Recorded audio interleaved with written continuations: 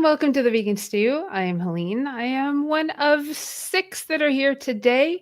And guess what? We are now 7 stew crew people, women, who are going to enjoy some discourse and current events and like everything vegan. And we're going to let you know that we can have a conversation, potentially disagree, and show you that we're all love one another at the end of the hour that you are joining us. So let me say thank you to Terra Seed for being our sponsor this month. And I want to do a shout out to all the stew crews, everything that we do: Plant Powered Studios, Vegan Street, The Tilted Planet on YouTube, Total Body Lab, Vegan Pop Eats, and Did You Bring the Hummus podcast. Did I miss anybody? I don't think so.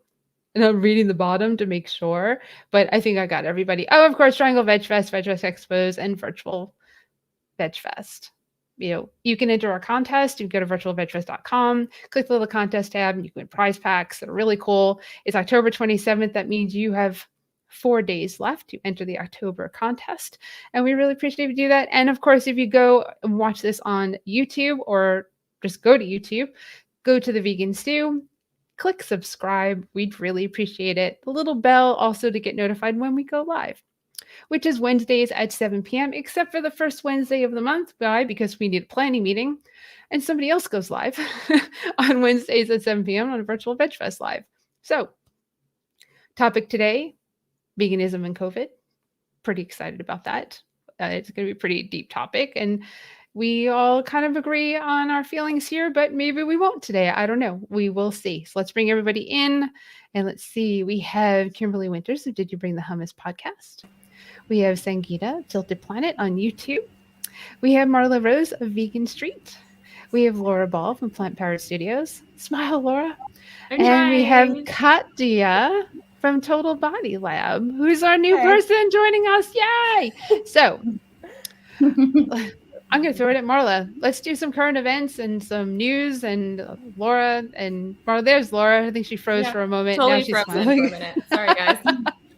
It's okay. So Marla, start us off with our current events and news, and Laura, you'll chime in as well. Yeah, well, it's been kind of a slow news week, but I thought this was interesting. So my family were big into Halloween, and on Sunday is a Halloween party at a Chicago vegan restaurant called Kill My Name, and it's just a fantastic place. But anyway, in the news, I saw this really cool story that Tabitha Brown, the huge influencer, TikTok, Instagram, she just basically owns the world. She is such a positive light. Anyway, she's opening a location of Kill My Name in Encino, California. So I just thought that was kind of cool. And I have a personal little tie to Kill My Name in that my dog, Ruby May, is litter mates with the owner of Kill My Name, adopted his son. Adopted her brother. So it's complicated, but anyway, so we're all family. But I just thought that was kind of cool. And so if you're ever in Chicago or in Southern California and you want to check it out, definitely check that out. And the Kill My Name / Tabitha Brown collaboration. But anyway, that's my news for today. Awesome. So I have 3 things today. So the first one is my boy Will Byers on Stranger Things, also known as Noah Schnapp, has created a vegan Nutella, which he's bringing to market, which is going to be called TBH. What's cool about this that I appreciate is that it's palm oil free. Nice. And so a lot of things say they're vegan, but they're palm oil, and there's always that whole debate, well, is that vegan because of the palm oil, whole deal, which is unfortunate because it's literally in everything. So I thought that was really cool that he made sure that it was excluding that. So props to Noah. So that's my first topic. My second topic is Manchester United. Gorgeous men with man buns are now going to be wearing vegan football sneakers. So Paul Pogba has designed his very own vegan football boot. And he is partnering with Adidas and Stella McCartney on that, which is pretty exciting. So again, furthering our mission, that is very, very awesome news. My third topic for today is Abbott's Butcher just closed its funding, and a few of the investors were none other than Owen Wilson and Woody and Laura Harrelson, which I thought was very awesome. And I love that company because they were founded by Carrie Song, who's an animal activist, in 2017. So props to all of those people making a difference and furthering the veg economy. So one thing about Adidas, so this is not going to bode well for Adidas. Have you heard of the kangaroo movie? Yes, I saw that. Right? So Yeah. the kangaroo movie, Australia, they're awesome, absolutely awesome. I did a talk with them, which is interesting to do a talk with Australia because they were the next day in the morning and I was at night here. So they mentioned to me when I first started talking to them about Adidas, and that there are companies in this country, the United States, that are using kangaroo in their shoes. And we don't know that, but now you do because Adidas is one of those companies. Wow. So great. Thank you for doing a vegan shoe. Can you please remove the kangaroo from any of your products that are anywhere in the world? And that's part of what the kangaroo movie is bringing awareness to. Ooh, Katya, tell us what you have to say. This makes me super upset because I literally am almost done writing a vegan powerlifting guide that has all of the equipment that I use that is cruelty-free. And one of the shoes is, guess what? It is Adidas. It is Adi Power 3. It is a very classic powerlifting shoe that's proven its, goodness throughout the years. And now there may be kangaroo in it. That's just amazing. And I don't know which shoes, but they do that. And what the kangaroo movie, the producers actually want us to do, which I haven't done because it was something like in the Plant-Based Network days that I wanted to really focus on, was to do a petition to send to Adidas to say stop. And there's other corporations here. I mean, it's a kangaroo. don't no. It's almost like as bad as like saying like the koala bear fur beat is here. No, stop. So there's a whole big thing, and that you can watch that live show on Virtual Veg Fest Live and the YouTube. You can go find it. But maybe that's another focus that we can do. And just a little tidbit, Marla, I think I saw something go up. Yeah, it's my seasonal stir.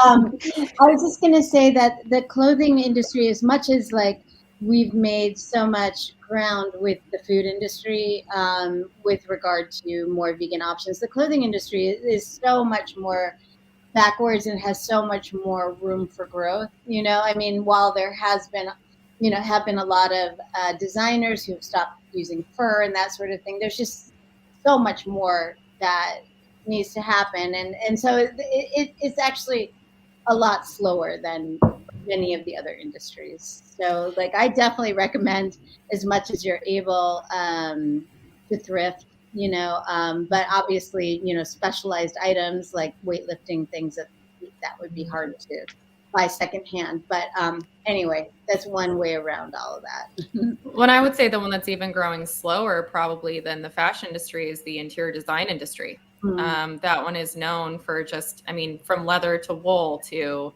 vinyl, all that stuff, especially for healthcare applications. It's detrimental to the planet. And that's why I've been super excited the last few years to see that, because sometimes they do parallel fashion and interior design naturally, especially in the textile world, is all the new vegan leathers. That's been really exciting to me. The one that, I'm excited about, I'm here for all of them, but the one that I'm very excited about because of my past history was mushroom leather, because that has inherently antimicrobial properties. So now instead of using vinyl or polyurethane as an application for healthcare, they can now use this as a supplement. So then it meets all the healthcare standards for disinfecting, which is very cool. Fabulous. I was going to say, I'm sorry. I was going to segue to Kimberly, because Kimberly actually did a podcast interview with an interior designer and spoke about this. So sorry, Marla, we'll go to you. No. I knew that Kimberly was going to I was like, if you didn't jump in, I was going to make you jump in. Yeah. So not only did I do an interview with Risha Walden of Walden Interiors here in New Jersey, And she is a vegan interior designer. There's also coming up, I think it's next week. I'll check, and if I find the link, I'll put it in the comments. There's a full week called the Vegan Interior Design Week, and there's going to be talks all day long. And Risha will be one of those presenters. But there's a woman who has a fully vegan resort in Greece that has just opened, and I think she's one of the keynote speakers. But it's people are trying and they're working on it, so it's slow, but yeah, it's happening. And they're making leather out of like cactus too, and that pineapple. was something I learned from her. Yeah, it's so crazy. Cool. Yeah. Leather is the new vegan milk. New potato milk, right? I mean, it has to be, right? Because it is all one industry if you look at it. Right? Yeah. So once you do not have cows being raised for milk, then you won't have as much of leather available to make other things from that. Well, and the interesting thing about leather is that some cows are bred for leather specifically. So if you have a what's called a top grain leather, that's a high leather, which means that the cows are not close to any barbed wire fencing. Because the lower grade leathers or the suede or the hides, you'll see the bug bites. You'll see where they brushed up against barbed wire. And that's the product of the meat industry. And that typically comes from Brazil, for example. Now, the European leather is more expensive because they don't use that type of wiring to use it specifically for that high top grade leather. I didn't know that, but I didn't know that either. That's incredibly interesting. Marla, go ahead. I am the one who is abiding by the rules here. No kidding. Sorry, Marla. I have to because I'm such an interrupter. It's terrible. I was just going to say, I don't have the statistics and facts in front of me, but the industries like the wool industry and the leather industry buttress and support the meat industry. The meat industry has very thin margins. And without having these other avenues to sell these different products, and that leather is one of the most profitable aspects of this industry. And like, as Sangeeta said, they're all one. They all are interdependent. And so anyway, it's just food for thought when you think that these are just harmless byproducts. They're actually co-products. They're necessary for all of that. So. No, thank you. Thank you. Ladies, do you have anything else you want to share for current events and news? Because I think we're going to take a lot of time on our topic tonight. I'm super excited about it. Okay, so we got Sangeeta and Katya. Sangeeta, go first. I don't have current events per se, but we have Diwali next week, and we don't have a show next week. So we celebrate Diwali in a very vegan way, and we have veganized most everything you would make in Diwali. Like a lot of snack is already vegan, like your chiwda, your chaklis, your shakarparas. A lot of them are already vegan. The things that are not used to be vegan have been all veganized. And to the viewers, I would recommend check out Vegan Richa. She has an amazing blog where she has veganized things like gulab jamuns and roshagulla that you would not normally even think of how to make vegan. So she's veganized all that. So happy Diwali and a compassionate Diwali. Thank you. Katya? Yeah, thank you. Two quick news. One, if anybody lives close to DC or Ashburn, Virginia, there's one of the biggest and most exciting competitions to watch there. It's going on November 6th and 7th, 2 days, and I will be competing there. It's called Winter Wrecker. It's a powerlifting meet. So some of the strongest people in the country go there. So if you live close, support, go, let's hang out. And the second news is vegan. So it's McDonald's. I don't know if you heard about it. They're testing a plant burger in collaboration with Beyond. Mm-hmm. Would you try it? Who would do it? Who would go and McDonald's? give I don't McDonald's know. money? They're not gonna put it on the vegan bun with vegan cheese. It's like what is it? The breakfast place from Dunkin' Donuts. Dunkin' Donuts. Yeah, I was so excited when they introduced an Impossible, and I come back by the thing, and I'm like, oh, is it patty on the Just make vegan a donut. bun? No, I don't care about any of that other shit. Make a donut. Marla's got her priorities. She's like, forget the vegan meat, just make a donut. Exactly. That's exactly what I thought. Yeah, I guess it's good if you're traveling and you need something like really fast, like that type of thing. To me, it just doesn't make business sense. Like that's what I can't eat it because of the gluten. I can't eat it because of the gluten, but to me, it frustrates me from a business perspective. It's just like, make a freaking vegan donut. It's not that hard. Well, not only that, I'm tired of all the fast food companies coming out with these vegan options, but they're not for vegans. They're for people that aren't vegan, that are just like, oh, what the hell? I'll try one and see what the hype is about, or I'm going to replace that one meal. And I still love that people are doing that. I mean, it's all for the movement, the mission, the greater good, whatever you want to call it. But it's frustrating because it's like, even if I am traveling, even if I get that, I know it's probably touched something I don't want it to. Right. And there's no vegan cheese. Come on. Right. There's no vegan cheese. There's no vegan bun. There's no vegan mayo. There's no vegan anything. Right. So are you just going to wrap the patty into the plastic yes. or whatever they do for me? Exactly. Right. It's just frustrating. We have gone too far for me to eat a plain patty. No, I can't go back.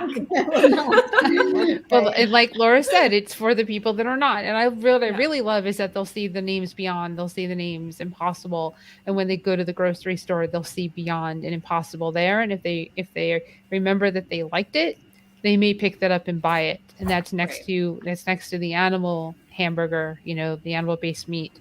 And they may be like, well, I like this. They might not even know what it is, but they liked it and they may buy it. And that's huge. That's the whole reason that it doesn't exist for vegans. It exists for actually saving the animals. Yep. Marla, do you have something to say before we move on? I was just real quick, because I know we're getting into an important topic, but I was just going to say one of my frustrations is when a big brand that's got like locations everywhere that's not vegan, test market a single vegan item in their whole thing, but it's like at 5 locations outside of Atlanta, and for whatever reason, the vegan media goes ape shit about promoting it, and it's just like, do we need to jump through hoops to show our enthusiasm? Like I don't feel like we should be giving all this free publicity to these multi-million dollar companies. I do understand that the bind that the vegan media is in, because they're all trying to scoop each other. And I get that. I'm not naive about that. But I still feel like, oh, great, it's in 5 locations outside of Atlanta, yet this thing gets shared 50,000 times. And you're trying to talk to people about substantive matters. And everyone's like, hey, did you notice that KFC has Beyond at like 3 locations? So it's like, but it's just more of a statement, I guess, about what captures attention today. So anyway, I'll just. Well, it sucks too, because if you go, they're sold out every time. Like every time, by the time you get there, it's not there anyway. And some, meat eater who doesn't really care probably got it before you. And that's what's frustrating for me. But either way, I mean, I'm like, the fryer, it all goes in the same fryer. And I feel like crap anyway afterwards. So just give me an iceberg salad, and I'll call it a day. And then do you want to be the vegan eating the iceberg salad? No, absolutely not. Because I'm like, great, am I going to get E. coli from the salad? It's just awful. That would be just my luck. Right? Exactly. A vegan getting E. coli from lettuce. Iceberg lettuce, no less. Exactly. It has no nutritional properties but water. Right? Exactly. You might as well eat celery lettuce. Start calling it. Oh man. Okay, let's delve into a really important topic from iceberg lettuce. Yes. Speaking of diseases. well, the topic this week is veganism and COVID. and it is a topic that has touched all of us. And if it hasn't touched you, then where have you been? Because it had been almost 2 years. And for me, doing in-person festivals and having just come back, and Katya was with me for 19 days on the road, doing 3 events in 2 states over 3 weekends. And then in August, we did 2 events over 2 weekends in 2 states. Yep, because we were in South Carolina and Tennessee. And hey, Dilla, thanks for joining us. So it has been difficult for numerous reasons. Producing events is difficult and stressful just with normal times. And then you add COVID, and you add potential people getting sick or dying. And thanks, Stella. People potentially dying or getting sick because they attended your event, which the last headline that I want is super spreader COVID at vegan festival is the last thing that any of us want, because they won't focus on the COVID, they'll focus on the vegan. And it's not the type of publicity that any of us want. And then you've got the vendors or people that are not vaccinated who refuse to wear masks. And you've got the supply chain issues, which are massive right now, which impact the vendor's ability to purchase the things that they need to sell, or the vessels they need to sell food in. And then there's staffing issues, which were not impacted by people getting money from the government because of unemployment. That's not what the problem was. The problem is that, and that's a whole other show that we can talk about, employers not paying people well and not treating people well, so people aren't going back to those jobs. And I don't necessarily know if that's what it is for our vendors, if that's what it is, but there's staffing issues, especially in the food industry, which impacted food at the events as well. And I have been around, Katya too, we've been around thousands of people in the last month. And we get tested when we come home, we tested negative. And then you've got the people I'm not friends with anymore because they're anti-vaxxers. And that's what the last year and a half has been. And the disinformation, the government, hey, Susan. Yep, Susan was with us as well. There's so many. There's the concerts that Kimberly and I both didn't go to because of COVID. One of my favorite groups in the whole world, Squeeze, was at DPAC. And they, until the day of, were not going to have any type of guidelines for COVID. And I got my money back for the tickets. And I'm annoyed that I've done the right thing. I wear my mask, I social distance, I'm cautious, I hand sanitizer, wash my hands, don't leave the house.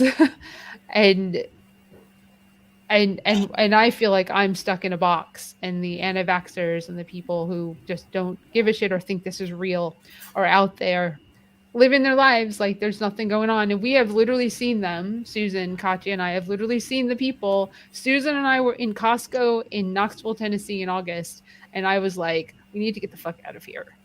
Mm-hmm. I said, this is COVID. This is just COVID all around us. No masks, packed.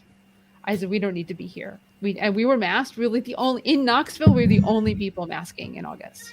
Every restaurant we went into, any place we went to, we were the only people with masks on. Tennessee, at one point, was the global leader in COVID cases. Are you serious? In August. And that's exactly when we were there? That's when we were, yep. Yeah, Nashville, I think, was the global leader at that point. We're number one. Yeah. And, this touches home, and I can't wait to hear what all of you have to say and your feelings and that impact. And if you have questions or comments and you're watching us, please feel free to write them in the box, and we definitely address them.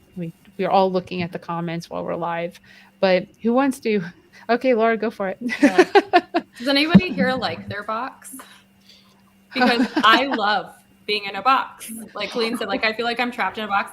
I love my box. Now that I know what it's like to be like a retired old man, I don't want my life to be any other way. I just absolutely love it. Like, I choose who I talk to, who I want to hang out with. After 2016, with or without COVID, I probably would have been in my own box anyway, because people just completely pissed me off.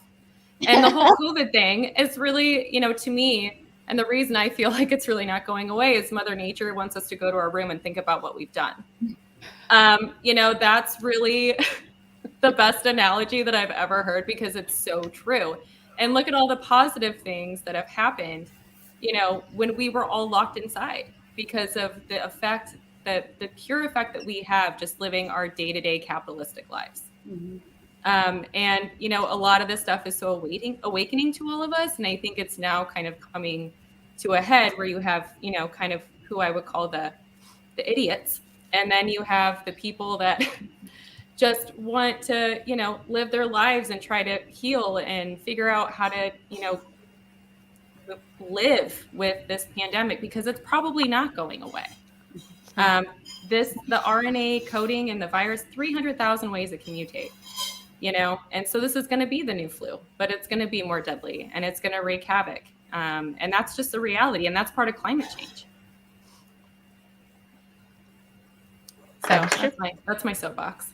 Yeah, it's endemic. It's not a pandemic. It's quickly turning to endemic, which is what the flu is. So everybody get used to it and get used to getting vaccinated yearly. Multiple times. Katya, go for it.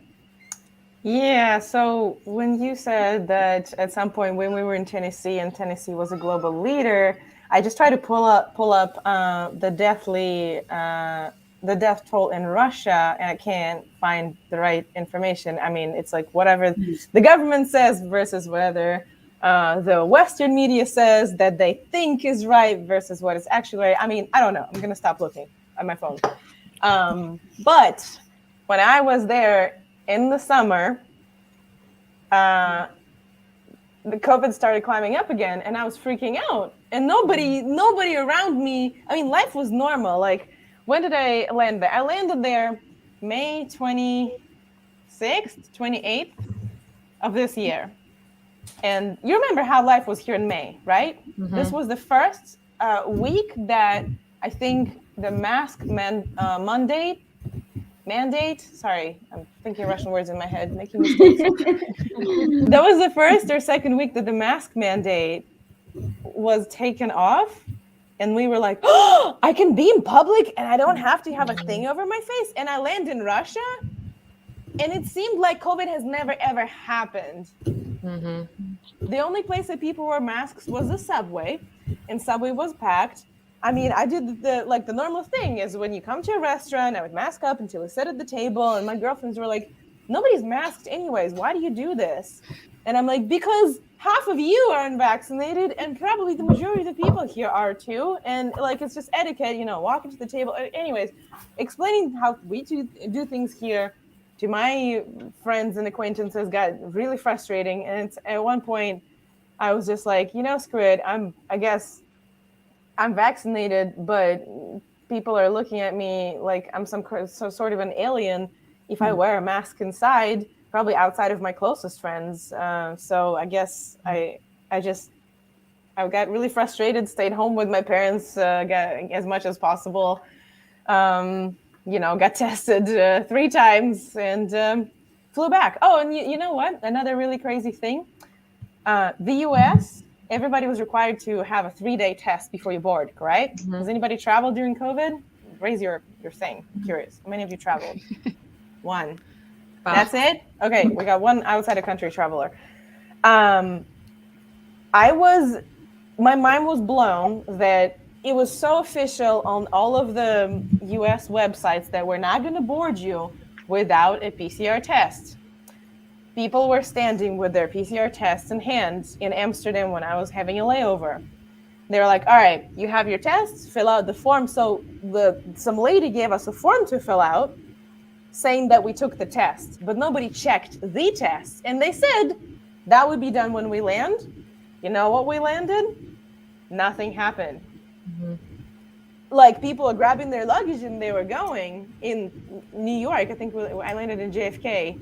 And it was a huge plane, and nobody checked our anything. You literally had a person's agreement to check their test, and that they took the test. Nowhere on that paper did it say, was your test negative so you can board the plane now? Nothing at all. So my frustration was, a lot of frustrations were with Russia and with traveling too with the US, is how we're literally letting everybody in without quarantine, and then they're just free to go. Mm-hmm. Free. How did we do that? Well, that's why New York had so many people die. But that was before there was any rules. That's like really scary. Sangeeta, your And so experience? I went to India in July, and they did check our COVID test results. In fact, I was annoyed that they were checking it that so many times. And then they also took our temperatures. So they did that when I went to India. But to what Katya said, I have a friend from Belarus also, and she Right. was saying that it's the same thing over there. Nobody wears masks. Nobody, and there in that part there is even more vaccine hesitancy Yes. because people do not trust their government, and they have really good reasons to not trust the governments. Yep. I agree. Marla? There's so many things I have to say, but I want to keep it really concise. Well, one point I just want to make right away is, I heard a story on NPR the other day about Johnson & Johnson. I'll just try to keep it really short, but basically the baby powder that they sold to many generations of people for many, many years is the subject of a class action lawsuit because it had asbestos in it. So they basically started another, like almost like a shell company that in Texas, so that all of the suit money could come from that rather than Johnson & Johnson, and they could claim that they have no more money legitimately because of Texas's lax laws. And we know about the pharmaceutical industry and the cruelty to, say, Black people throughout many years, and the government's working with that. My point is not to slam the pharmaceutical industry, but to say that they are factoring, they have a responsibility for the distrust that people have, that some people have. Some people are just out of their minds. Let's just face that. But there is a basis in not trusting the pharmaceutical industry because of things like that. So I just want to say that, from the beginning, they're not innocent little, sweet little, angels. I have lost friends over the COVID, over the vaccine thing, friends that go way, way back with me, because I refuse to just simply live and let live about this. It's too important to me. I refuse to just, difference of opinion about it, because it is too, it's too important. The last thing I want to say is, like, how can people hear these stories about nurses crying, desperately exhausted, just clinging to their last hopes, and be indifferent to it? Like, and I don't know, like, obviously not everyone follows the same media as each other, but how can you hear that? How can you hear about the ERs overcrowded now with not just COVID people, but with people who did not get the critical care that they needed over this time because they were afraid to go into hospitals?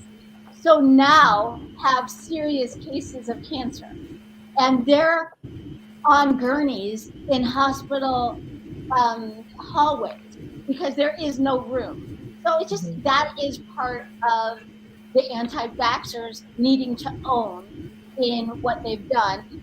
And the last thing I just want to say really quick is I saw a video last night, this woman who's 47 years old, 5 children, single mother, a TikTok compilation of her and her anti-vax commentaries from the beginning when she first started showing symptoms to the end when she's intubated. And her last dying breaths are all railing against the vaccine. And literally last breaths on her deathbed, she died. I don't know how people can see that. I know a lot of people just turn it into, that's a conspiracy, it's fake news. I think at this stage, if somebody is still promoting anti-vax rhetoric, they're too far gone, and we just have to focus on those we can reach. So anyway, that's all I can say about it. Sangeeta? Yeah, my thought about that is that this whole COVID thing, it is come. It is come because we have too much of population, and that population has somehow to go down. And so I guess I don't know what to think of it other than, well, our population has to go down, and therefore there are going to be these people. I know that they should know better, but they just don't get it because for whatever reason they are supposed to die that way. It is unfortunate, but and I've seen cases, and I have heard cases of people just refusing to have that fear of COVID. And if you do not have fear, then you're going to put yourself, if you do not have a healthy fear of something that's going to kill you, then you're going to die. And I've seen that even before there was vaccine. And that's my theory, that some people are just going to die because they are not capable of having that fear. You know, it's hard to argue with someone who says it's God's will. Oh, It's God's will. If it's my time, it's my time. You know what's God's will? He created a vaccine. He put things in front of you for you to help save yourself that you're completely ignoring because you're just kind of going with, well, I'm sorry, I don't care how much you believe in God or don't believe in God, but that's, to me, not what that is. God doesn't heal your physical health. You make the choices to heal your physical health by your choices and what you do in life that are put in front of you in whatever path that you're on with whatever you believe. And if you believe in God, then you need to pay attention to the signs. And one of those signs is deadly pandemic, deadly virus. How do I offset this? You've been given masks, you've been given vaccinations, you've been given social distancing, hand sanitizer, soap. You've been given like all these things. Let me see what Philip is saying. Let's see. Katya is on her phone now. Is there a quote? God helps those who helps themselves. Exactly. God helps those who helps themselves. And it's incredibly frustrating because when a vendor says something like that to me, I don't want to be insulting and say be like you're dumb. like what's wrong with you? Like you're making this choice that you could lose your life because of this choice. And I don't know if Katya and Susan, if she's still watching, that one of the employees at one of our venues died of COVID, like not too long before or after we were there. And I didn't know until I got like an email because I had to pay a bill. And I did some snooping to try and figure it out. And because I want to know what happened. And her boyfriend, her husband were really sick. She became brain dead. Probably, I'm making the assumption they weren't vaccinated. And there was a lot of, in the group that was created for them, that was obviously for support to help them get through it. There was a lot of God this and God that. And I understand, I believe in God, but I don't believe in that. And I live with someone who doesn't believe. So Kimberly, go ahead. I'd like to know, especially with those who are kind of using God and all that to explain why they don't need to get vaccinated, why they're not afraid, is that if you read all the books that talk about what God had to say, it seemed like everyone is God's children, not just them.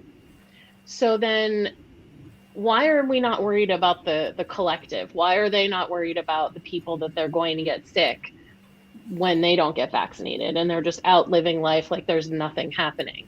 Why is there not a concern that way? And why do they get to decide that they get to spread this to people who are trying to be careful and who are trying to consider the greater good. I was telling Helene before we logged in that, you know, I was supposed to go to a concert. My husband and I have not been out at an event since like January of 2020, and maybe even before that. And it's our favorite band there, and the lead singer is vegan. He's so cool. But we didn't go. Last minute we decided not to go because Pennsylvania doesn't have any restrictions. You don't have to be vaccinated or show a test, which I think is bullshit, but whatever. And the place was packed. And so not only were we considering, and we are both vaccinated, not only were we considering like we don't want to get sick and be in that environment, but also like if we did get sick, like what if one of us winds up in the hospital and we're taking up a space that someone who has a medical condition that could be treated or cured, or they could be healed by taking that bed instead of us. And you know, last June my dad had a heart attack and he had to go into a hospital, and we were scared, and he had to be alone. No one could go see him, and like we didn't know what was happening, and we didn't know if he was going to get COVID and wind up not with us anymore. And thankfully he is, and you know, he recovered and everything. But the idea that it's like this is my right and it's my body, like fuck off. This is about all of us. Seriously. That's it. And can I just say, this is what women have been saying for how long? And now all of a sudden the sheeple are coming out of the woodwork, you know? Oh, it's my body, my choice. Well, welcome to the club, sweetheart. You know, grab a number, stand in line, you know? Yep. Show me on the stall where I hurt you. I'm going to just jump in and say that none of these people are pro-choice to begin with. So anyway, I'll jump out now. Absolutely. Yeah. That's what's so ironic. And that's what drives me nuts is the majority of these people, I always joke, with George Bush, that every child was left behind. And that's why we are so dumb as a population now, is it had a lot to do with our educational system and how much our education actually has declined. And we're supposed to be this all-powerful country, but we're a country full of idiots. I mean, and this is Exhibit A, right? And, there's all free power, free will. You have your rights, whatever. I'm fine with that. Obama's not going to take your guns. Michelle Obama can show her shoulders. That's what drives me nuts, is it's only a problem when it's a problem for them. And that's what drives me insane. And to the whole God, goddess, whatever you freaking believe in, one thing's consistent: love your neighbor. Take care of each other, because we are all on the same team. We're all part of humanity. It doesn't matter where you live, your race, your gender. It doesn't matter. What matters is, are you hurting somebody? And if you're hurting somebody, then we all should have a problem with it. And that's what really bothers me, is just ignorance, and that they're proud of their ignorance. And, in 2016, I was like, great. I weeded everybody out because I'm a Bernie supporter, right? So everybody's going to be out. And by the time COVID came around, I was so amazed to see how many vegans were anti-vax. That's what really got me, because we're supposed to be pro-life, right? We cherish life, yet you don't want to save that? That's just crazy to me. Yeah, some of them overemphasize on use of animals in testing. I mean, I get that, but there are many medications that I have to take, and they were also tested on animals. So they are life-saving though. So we have to get to a future state where we are not testing on the animals. That is for sure. But in today's world, you unfortunately cannot avoid that 100%. Exactly. Yep. Katya? Yeah, thank you. Can you hear me fine? Mm-hmm. Yeah. Oh, sorry about that. So yeah, in this country, it's interesting how anti-vax crowd is very different from other countries. Because in Russia, I guess people are overall relatively educated, but even the more like liberal and educated crowds sometimes will believe in total snake oil. And it's very interesting how that just kind of coexists in one person, and that is the majority of the country. So to me, I don't really get how maybe it's from non-trust into the government and the anecdotal experience of some success, and that people believe like, oh, okay, because they share stories. Pretty much almost every single anti-vax friend of mine back home, they would be like, well, I could get vaccinated, but a friend of mine got one, and they ended up in intensive care. And then another friend of mine, actually, she was a nurse, so she had to take a vaccine. You know what? 2 days later, she got COVID and died. So, like, people would share stuff like that, and I guess a lot of them want to take a vaccine, for example, but they want to have options. There's no options back home right now. The only vaccines that are available, I think, are like 5 Russian ones and 1 Chinese. And now we're in lockdown again, or they are in lockdown in the States. Yeah. Wow. But now they're in lockdown, but the lockdown is called a non-working week. And that's how the government is evading giving people monetary or any kind of support, because they call it, I think last year they called it extended holidays, when there was like the 1st of May, the Labor Day, global communist Soviet Labor Day. So they celebrated that for 10 days straight. That was a little vacation. Now we have non-working days, which means that hits a small business the most, because there's no support. We're supposed to pay people salary, but people can go to work. So people sit at home, and who's supposed to pay them salary? The businesses that do not have employees that need to come and work, and like, you just literally are destroying the economy by destroying the small business. And I don't know what the out from that, because nobody believes anybody, and government comes up with these interesting, very surprising measures. Almost every time we have to have a lockdown. Marla? Yeah, I was just going to say a few things. One is, just as we're learning more and more, we've known for years, but learning more and more how influential algorithms are in our bubbles, and just that clicking on certain kinds of articles rather than other articles, or liking certain groups rather than other groups, you're going to start to see that more and more and more in your feed, and on social media, on Facebook in particular.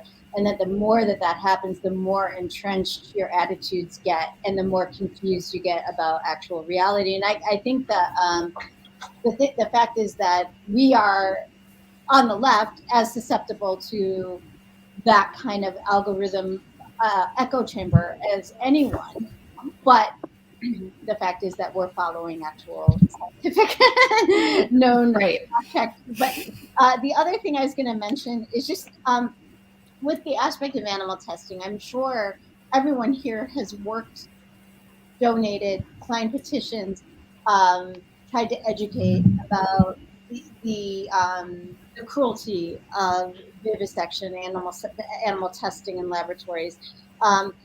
The fact is that this has existed long before any of us did. We're trying to support organizations that are trying to make that obsolete. It's not the most functional. It's not the most productive. It's not the most reliable way of testing. And we're just not there yet. As those of us who are vegan, who have been vegan for a long time know, it's a big, long story, to get from point A to point B. It takes a while.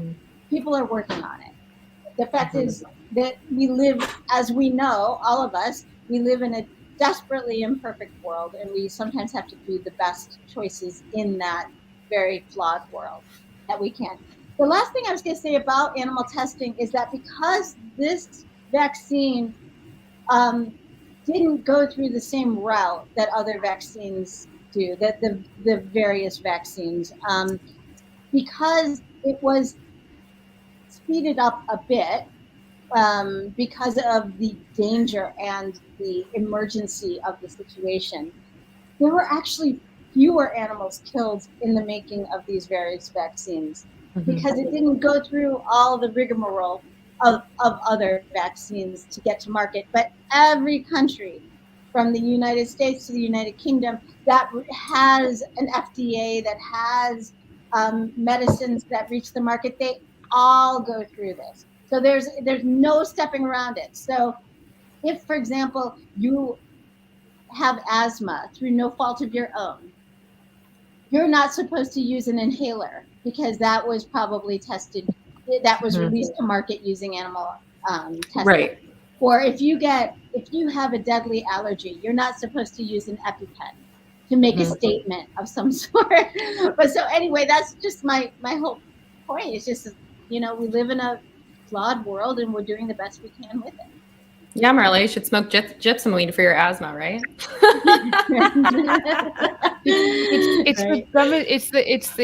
To me, it's the dumbest argument on the planet, because if you tell me that you get cancer or you break your leg or you get an emergency car accident and you go to the hospital, that you're going to be conscious enough to say, no morphine, no chemo, no cast, so I can heal, no surgery and no anesthesia when you do the surgery because I'm vegan. Look, it says it, I'm vegan, right? No, don't do that. That's not what veganism is. And this is something when Marla and I went live, we talked about. It's doing the best that you can in this imperfect world. And we have to make choices. Like if I get a slight headache, do I run to the Tylenol? No. But if my head is pounding, yes. Because I can't function if I don't get rid of the headache. And then what good am I to everything else? Plus, we don't live in a vegan world. So do you drive a car? Do you buy groceries? How do they get to the store? By plane, by train, by bus, by truck. They're not vegan. And they're not going to be. So unless you grow your own food and you shop in a 100% vegan store that's run by 100% vegans in your local community, where you walk to that store, right, it's incredibly privileged, that none of us do unless you're off the grid, and then you're not watching this anyway, right? It's not possible. So you do the best that you can in this world. And when it comes to the vaccines, best that you can do as a vegan person or any human being is to take care of the other people, especially the ones like the children who can't get vaccinated right now and the people who cannot get the vaccine because of their immunocompromised system or they're allergic. I'm not immune to measles. So this directly impacts me when the anti-vaxxers say I'm not going to go get an MMR. Measles is back. And I'm not immune to measles. I need you all to be vaccinated so that your herd immunity makes it so that I don't get measles. It didn't take. I've had the MMR multiple times. I'm not going to do it again because it didn't take. But I need all of you to do it. I need all of you to get vaccinated for COVID because I want the people that I love who can't get it to not get it and die. I don't want the people that I know who can get it, who are immunocompromised, to get seriously ill and die. I don't want the people who already know who are long haulers. I don't want anybody else to become one because it sucks. It's horrible. There's brain issues, there's heart issues, there's stroke issues, there's just lung issues. And nobody knows why, and nobody knows for how long. And we get to learn that with them. And we can do something about it, is where my frustration is. As vegans, we should know better. Every single day we do to save the planet, the animals, and our health. And you're not doing it by not getting vaccinated. Because what good are we if we're not alive? What difference do we make? Sangeeta? Yeah, so I want to say something that Marla also touched upon is that, yes, the process was expedited. And this argument that there has not been enough research in approving the vaccine even may be true. But you know what? we don't decide that. It's COVID that's deciding this. COVID's not gonna slow down so that we may have enough time to research this. There are people who are dying right now. There are people who are, as Helene said, the long haulers. And in order to minimize the impact, we have to understand that we are in this situation where there is no good option. And I understand you may not want to get vaccine, but then wear a mask and maintain social distance. But you can't say that I'm not going to do either of that. I think that just, when there are so many options, you would not follow either one of them. That's very problematic, actually. That's 100% true. I mean, wear a mask if you're not going to get vaccinated. And just so you know, the vaccines appear to be expedited, but you do realize that they were working on a vaccine for coronavirus for numerous years prior to this. It was already being made. And what they did is COVID came and they went, we're already working on this. This can work for this. Let's see if it applies. And guess what? It does. Yes, so exactly. push it to the emergency approval and get into people's arms. And there are people like me who did studies where I'm in a COVID testing study right now. And we are part of about 30,000 people in this country who got the Novavax vaccine, which none of you have. And we're really testing it by being around so many people.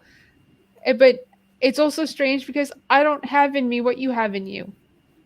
And I actually believe, Stephen and I believe, that what we have is better than what you have.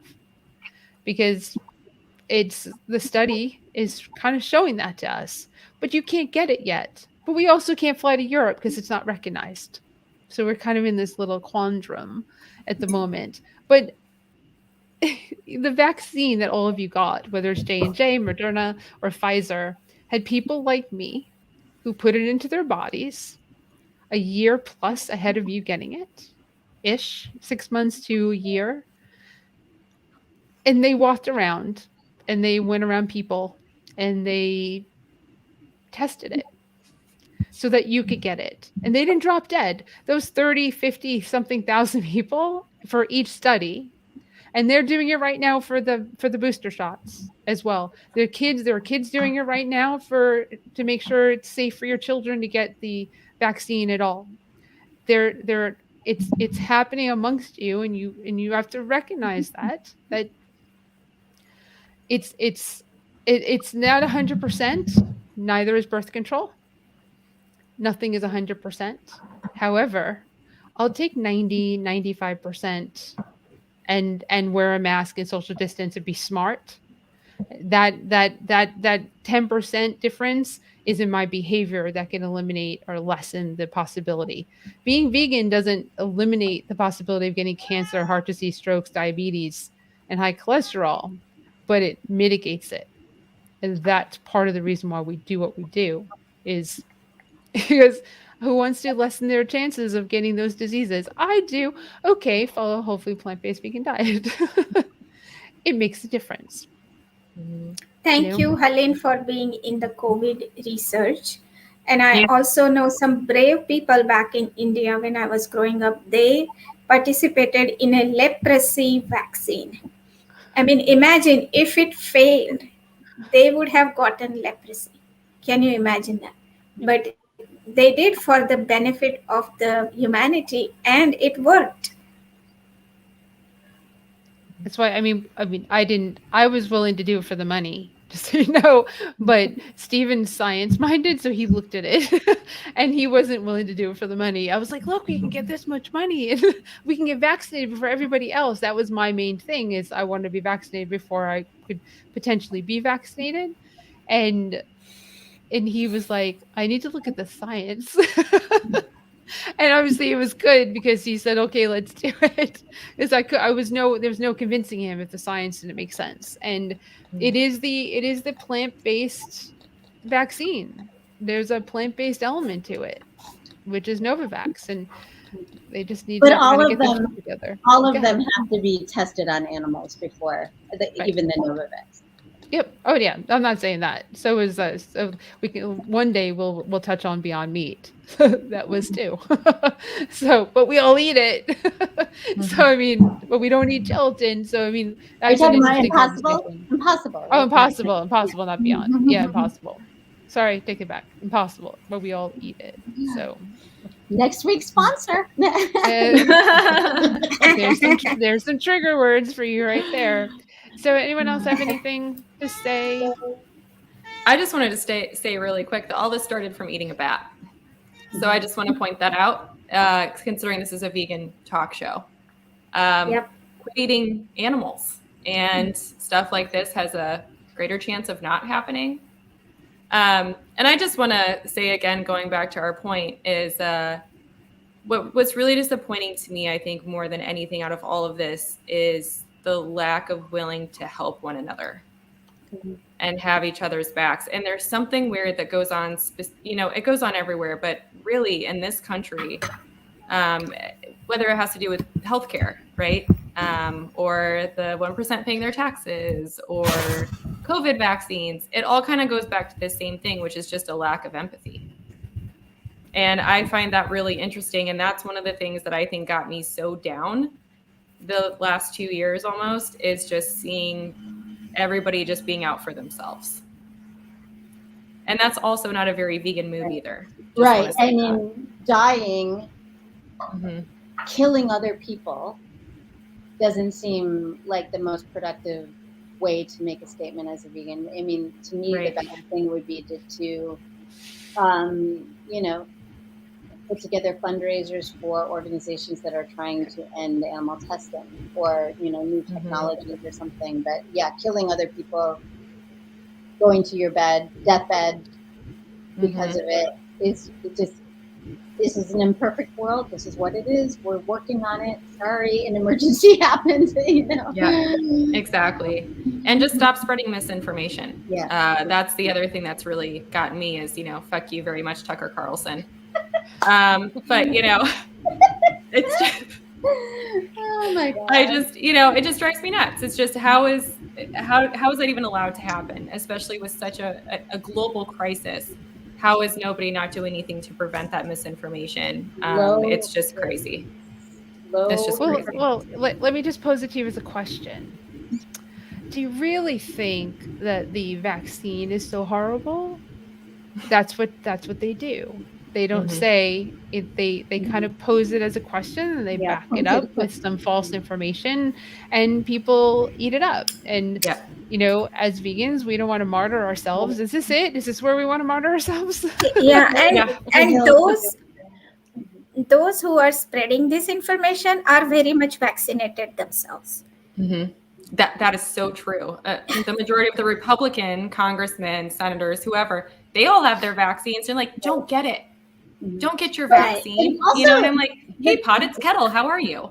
The thing is that school board meetings are being full of people who are screaming about mask mandates on children, screaming about critical race theory, screaming about the vaccine.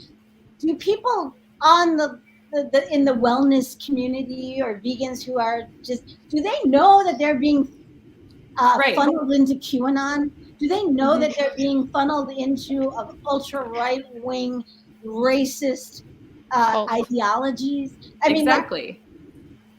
Like, hey, we already had this war multiple times, and you always lose. So why are you trying to start it again? Like, go back in your closet. Like, that's the only time I will say that. Go back in your racist closet. I've just had it.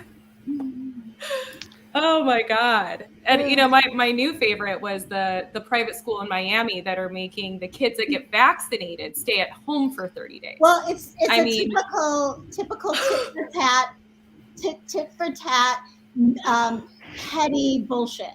It's like, well, I'm going to show you. If you think that I'm, dangerous, I'm going to show you. That's the mentality. It's low information people. Sorry to say, low IQ probably. I don't know. But I mean, it points back to this lack of critical thinking that's not being encouraged somehow in households and in schools. Right. So. Right.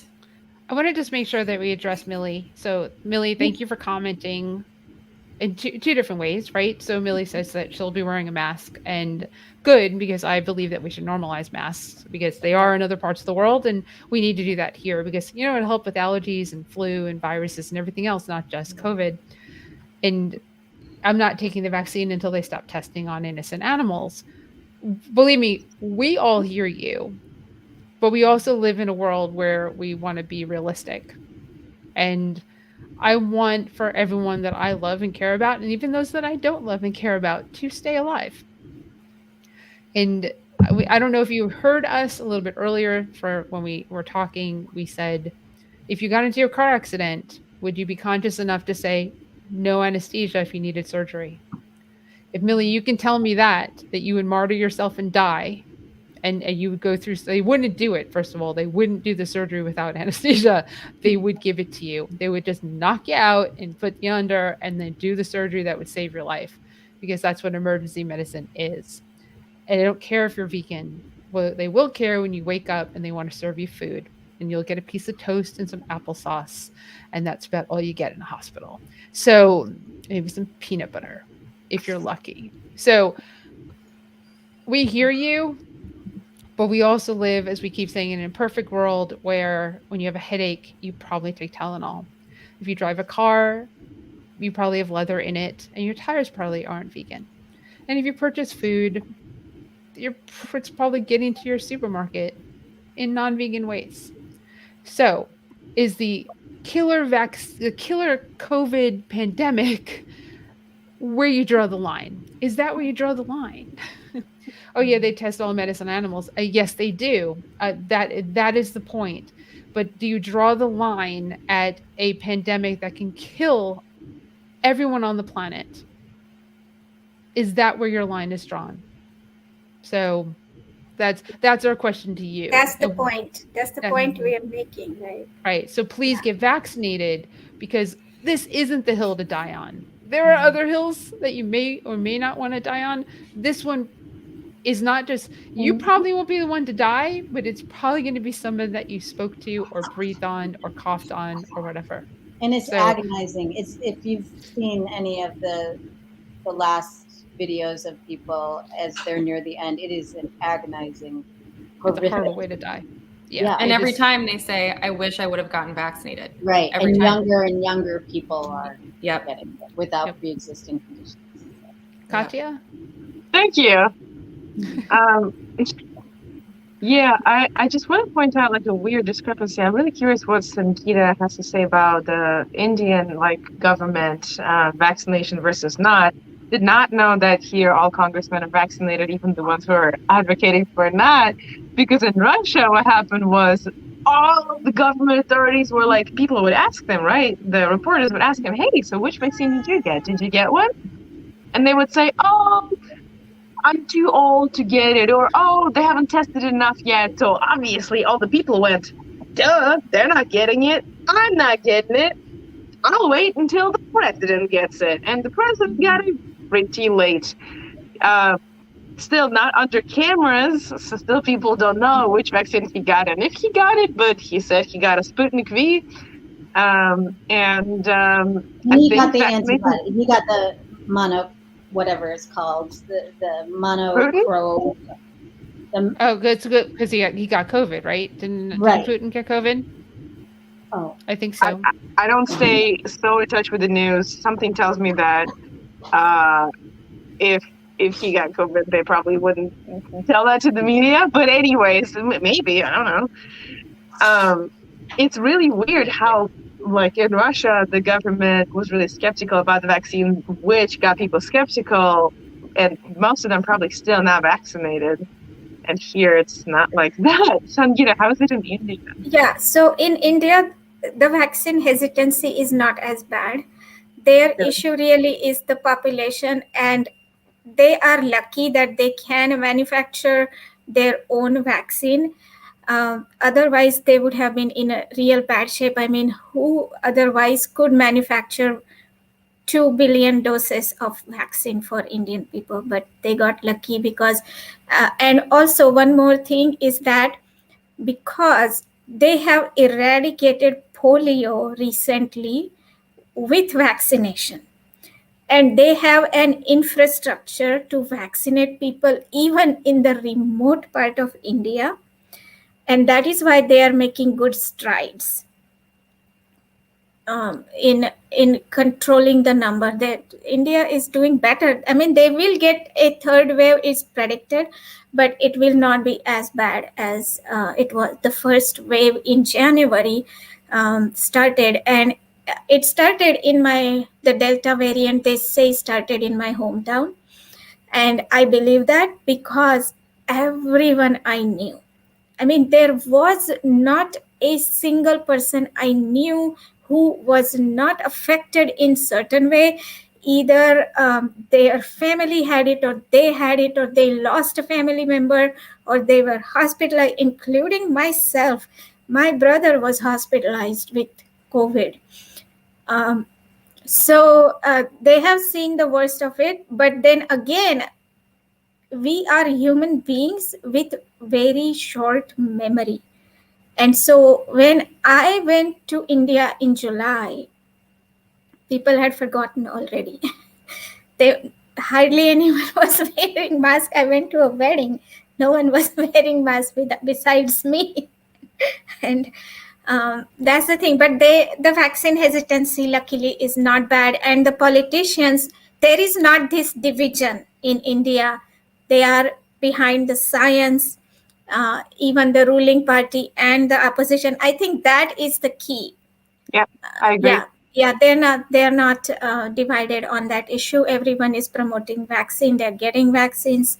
And there is no doubt that, this is because the Modi government, he's the popular leader right now, and the opposition is not capitalizing that he developed the vaccine, or he didn't develop the vaccine anyways. But I think that's a good thing that there is not a political division on that part. But there is still a small percentage of people who are hesitant, and that's going to be there anywhere. Yeah. That's why the herd immunity, which we won't get to, but that's why that is so important. Right. Is that You because there's believe we're always going to going get to it? No, I don't believe we will. Okay.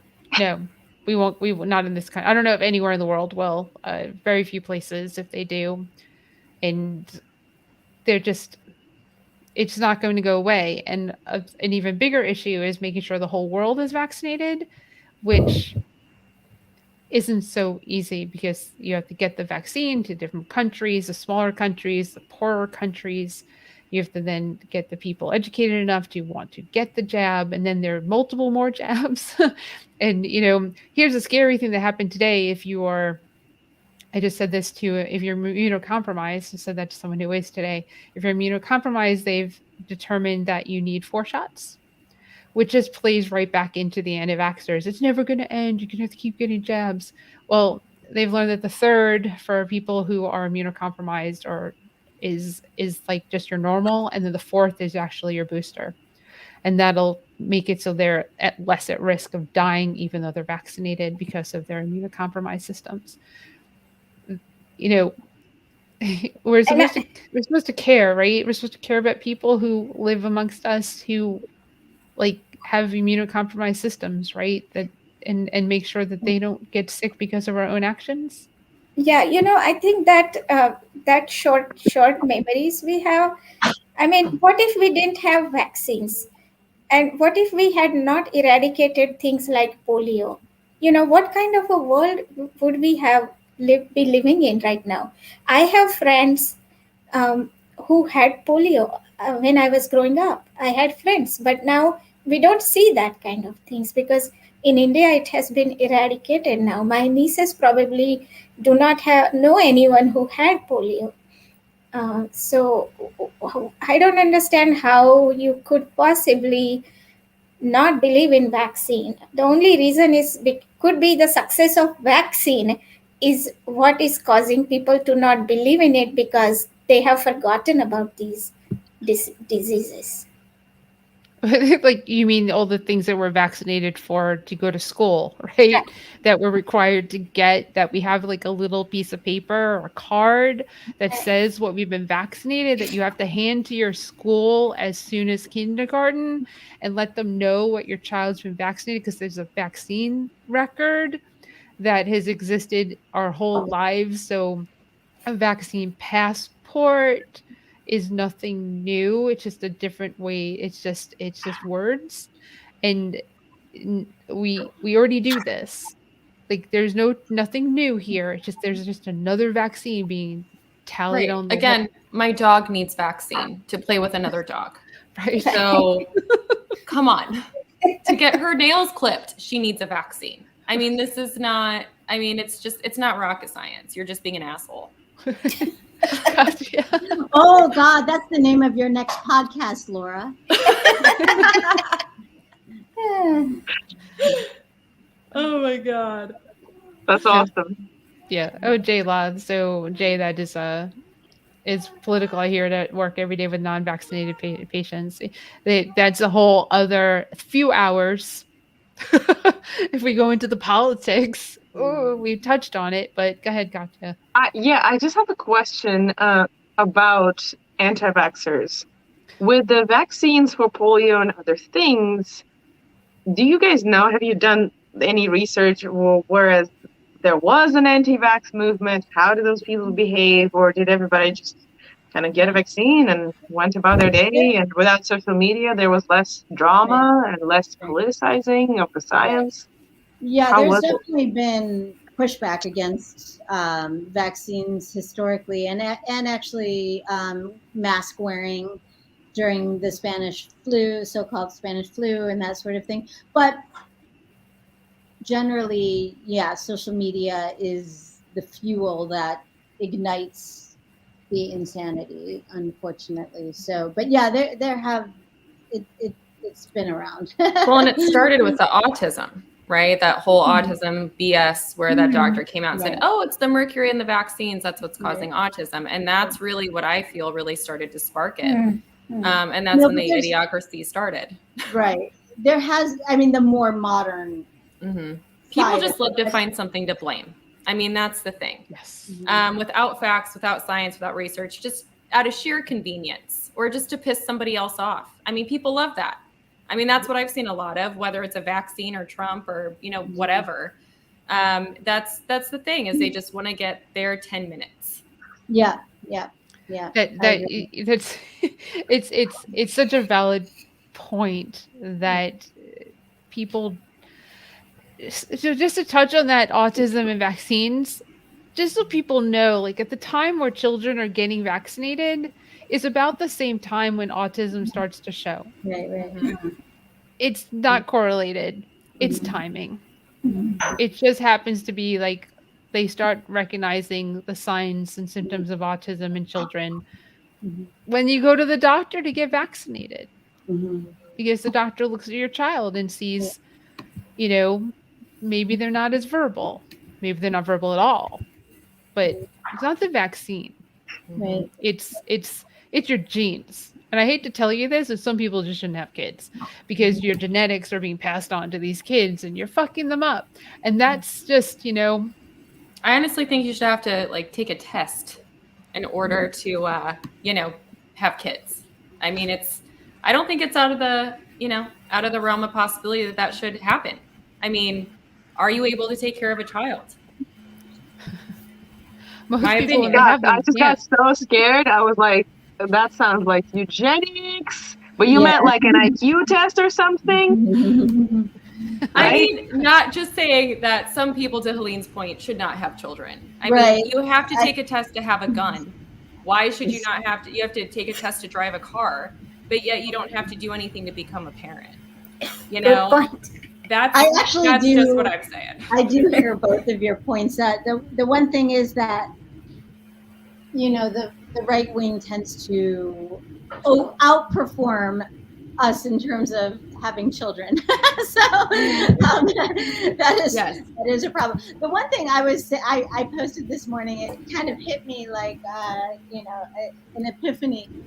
all the government really needs to do for the right wing to get them vaccinated is say, you know what, we've heard you. We don't want the vaccine. We're going to get these vaccines to people who want them and need them in other countries or whatever. Just make something up. These people, because their Achilles heel is that they feel victimized and they feel like they're that they have the right to everything.